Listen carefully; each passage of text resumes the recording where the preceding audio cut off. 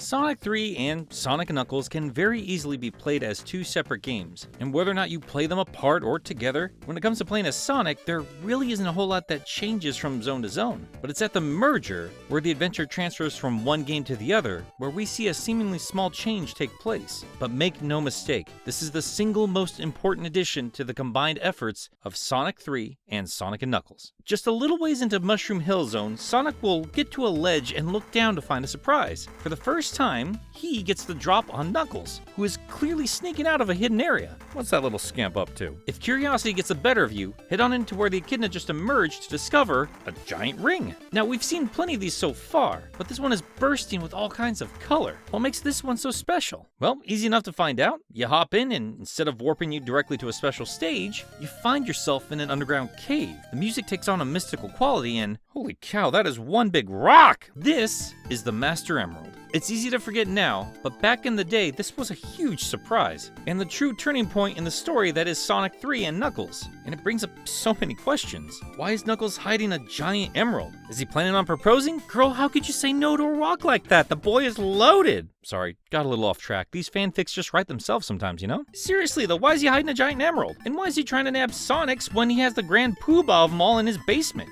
And actually, yeah, what does this thing mean for the normal Chaos Emeralds? There's gotta be some relation, right? Well, as it turns out, there is. In the presence of this giant gemstone, the Chaos Emeralds, which you had stolen from you at the start of the adventure and worked so hard to get back through those surreal special stages, fly away from Sonic, not knocked violently from your person, but instead floating freely, and Sonic just watches as these catalysts of chaotic energy synchronize just feet above his head. He doesn't make a move to grab him back. He's never been here before, and he's never seen the Master Emerald, but Sonic has seen this phenomenon happen one time before. At the end of Sonic 1, as the Hedgehog is making his victory lap back in Green Hill Zone, he stops and looks down at his gloved hands to see a white glow, and the Chaos Emeralds float away from him in the exact same pattern. They disappear in a brilliant flash, and Sonic looks on completely stunned. The land is not only free from Robotnik's influence, but new life has formed as well, as indicated with these giant flowers. With the help of the emeralds, Sonic not only saved the world, but left it better than when he first ran through the shuttle loops of this iconic landscape. But there were only 6 emeralds when that happened. Why did they react that way back then? Was this the first time Sonic was tapping into their power without realizing it? I mean, look at his face, he clearly didn't expect this to happen. He doesn't truly understand the potential power of these things. But as the games carry on, that changes, as we can see with Super Sonic. And it all leads us to this moment. Here, in the secret chamber, the Chaos Emeralds react just as they did back in Sonic 1 and launch off, blasting back down in the flower pedestals surrounding the Master Emerald and forming into larger gems. Not quite as large as the Master Emerald, and also strangely gray and lifeless. Once control returns to the player, they quickly learn they cannot leave this area if they try to exit left or right from the screen. The only way out is to have Sonic leap on top of one of these gray slabs, and at that point, he will be transported away to the second set of special stages. Once cleared, Sonic leaves in a flash of light, and instead of the standard clear screen, we instead return to the mysterious cave, slowly panning down to the grayed out rock as a shimmering ring encases it, lighting it up with a single, peaceful.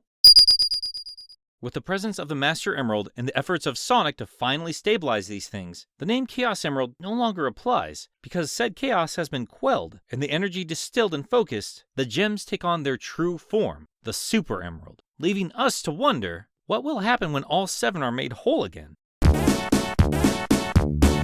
As we return to Mushroom Hill, we are left with a renewed excitement and curiosity, eager to explore every nook and cranny in the zones ahead so we can see what other mysteries we can unlock about these multicolored magical rocks. And I cannot begin to tell you how brilliant this addition was. You see, Mushroom Hill not only has to act as a starting point to get players used to the controls if they're playing SNK on their own, but it also has to serve the secondary function of acting as the halfway point for the complete Sonic 3 and Knuckles experience. And as you can imagine, the dip in difficulty can be a bit jarring, especially if you've been playing Sonic 3 and mastering the game well before Sonic and Knuckles came out. It's likely you already have Super Sonic, and you could just blast through all these new zones with no problem. They needed to both keep the momentum going and somehow keep players from blasting through the second half of the game, and they tackle this in a couple of ways. First off, they remove the big arm battle in Sonic's story and instead transfer it over to Knuckles, as his is the more challenging adventure, and this in turn smooths out some of the challenge in Sonic's story. But they also add that little cutscene with Sonic snooping on Knuckles, telegraphing to the player that something interesting is going on. Once Sonic relinquishes the emeralds, he in turn relinquishes his ability to go super. But that's okay, because now Mushroom Hill can get you accommodated to playing without the aid of your golden hairdo. So yeah, Mushroom Hill is easier than Launch Base Zone, but it's never boring, and it works so well as both a starter and midpoint. And really, the more I talk about it, the more I realize this level deserves way more credit than it gets. But whatever with all that, we need to get back to the Super Emeralds, or more specifically, what they unlock, Hypersonic. But you gotta wonder, what's there really left to do after Super Sonic? He's already super fast and invincible and oh my god, the colors. Sonic's new transformation isn't Saiyan Gold, but now brilliantly flashes all the colors of the emeralds in rapid succession. He also leaves an after image and has all these giant sparks of energy shooting off in every direction. And, oh man, sorry, I'm gonna dive deeper than necessary once again because Hypersonic is awesome, and I don't think people really talk about it outside of, well, it just looks cool. At least for me, the hyper transformation matters most to Sonic. I mean, look at him. He is bursting with power the other two can't even compare to. He's tapped into the power better than any other character, and yeah, part of that is because it's Sonic, and of course he gets the coolest stuff, but to me, Hypersonic represents a story of growth, overcoming weaknesses, going beyond what you thought was your best, and discovering your full potential was so much greater than you could have ever imagined. It's like Super Sonic copied the Super Saiyan transformation, and Hypersonic copied all the things that made that transformation matter to begin with. But let's be real, it also looks so sick. When he first got here, he had reached a newfound power.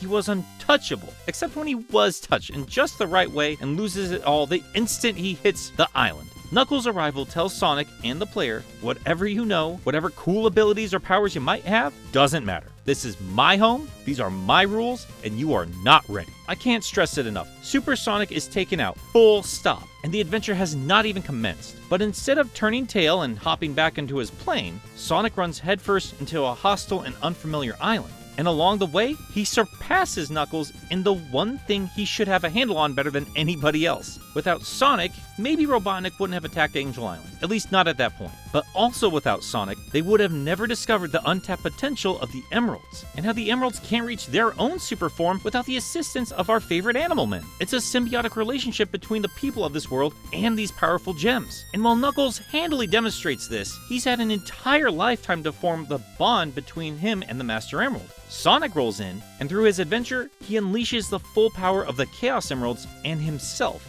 and even takes down Knuckles without the assistance of any kind of transformation. I like to think that even though Sonic had unlocked all this power and surpassed not only his own abilities, but Knuckles as well, he harnessed the massive power of the Emeralds, as well as the Master Emerald itself. He's harnessed all this chaotic energy, this power that's emitting off him in a violent fury, and he uses it to destroy the Death Egg once and for all, and save the home of the guy who had literally tried to kill him a few times. Despite a bruised ego, how can Knuckles not find some respect for this crazy hedgehog?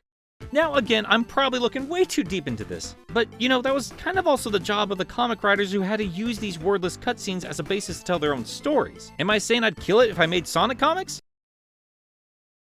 Look, what I'm saying is, even if all this stuff is way more than what the developers intended, what they did give us was enough to be interpreted in such a cool way. And even if you took it at just face value, this transformation still mattered a lot to us fans. We worked our butts off to unlock this thing. We had Super Sonic relinquished from us twice. First forcefully, and then willingly when we realized, yeah, we can do just fine without them, and in turn be rewarded with something even better when we were ready. I mean, the lock-on nonsense was the main selling point of Sonic and Knuckles, and outside of playing Knuckles in all of Sonic 2 and 3, this was the single most important change. So maybe you can understand why it riled up so many fans when Sonic Team said the combined adventure was not canon. I didn't even bat an eye when Disney announced that all of the expanded Star Wars universe was no longer canon, but when some slight gameplay tweaks are not considered part of the lore in a series where lore is largely inconsequential, about lost my damn mind. I know all of this stuff is fake.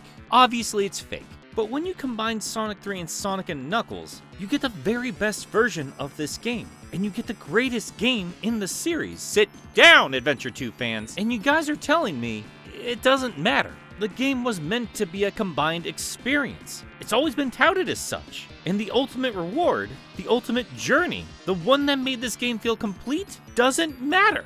I know what some of you are gonna say. Hypersonic doesn't exist in the modern Sonic timeline, but maybe it still exists in the classic timeline.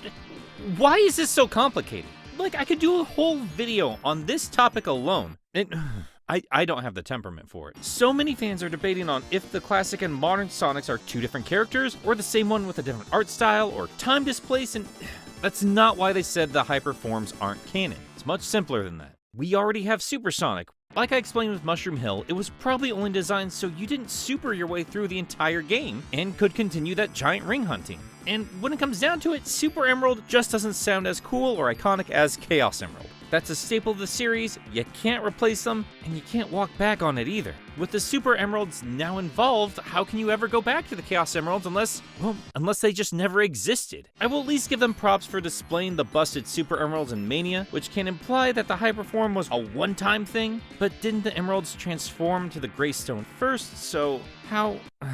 The problem with everything I said, the character arc, growth, all that crap, is that the series was not going to end here. Not with Sonic 3, it just wasn't. Ultimately, the problems of having this form exist causes in terms of telling new stories and making new games don't justify all the work it would require to figuring out how to walk it back. So instead, the Hyperform just doesn't exist. I get why they did it, I'm just not happy about it. Because Sonic 3 and Sonic & Knuckles are better together. They are better than either game alone. And even better than just playing the games one right after the other separately. This is the pinnacle of the classic series, and in my eyes and many others, the pinnacle of the series as a whole. And the folks running the show, the ones that can't keep the quality consistent through the series, are telling me the very best of it does not matter. Making it a separate timeline just confuses things and further divides the fan base. And of course, the worst part for us dorks means Hypersonic will never appear in another game. We're never gonna get any dope official merch for this stuff, even though that'd make a sick nightlight. And it makes everything in this video entirely inconsequential. Maybe you didn't think about it as much as I did. Maybe you thought about it differently. But canon or not canon, Hypersonic is rad and a ton of fun for fans that still love the design. It doesn't take away what this game meant to us, how awesome it felt the first time we unlocked this form. And of course, this is nowhere near the worst thing that's happened to the Sonic series, and ultimately, they can't even keep their own story straight. Don't try and pay attention, fans. Don't try and sort it out. You're just gonna get punished for it. And you know what? Maybe Hypersonic never mattered this much to begin with, but after watching this video, I hope you at least understand why it mattered so much to us. But that's just one part of the greater whole. Whole. Toot toot, Hypersonic Warriors.